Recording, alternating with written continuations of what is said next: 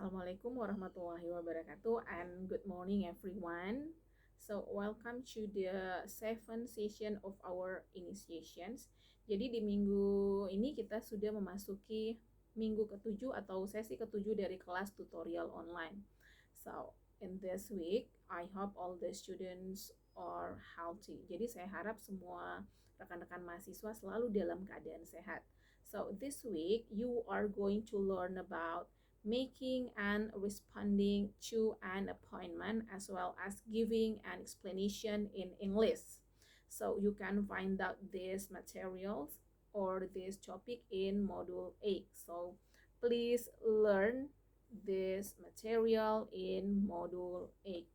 And then at the end of this week, all the students are expected to be able to identify the expression used to make or respond to an appointment.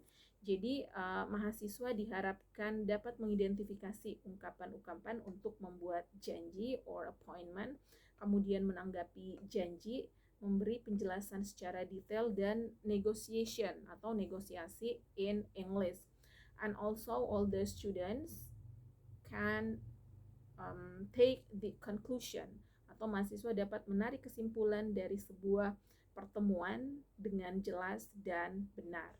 Okay, so you can find this material. Anda bisa membaca materi ini di modul 8 dan modul 9. And then let me remind you to do your assignment 3 in this session 7, and then don't forget to be active in our discussion. Okay, thank you and good luck.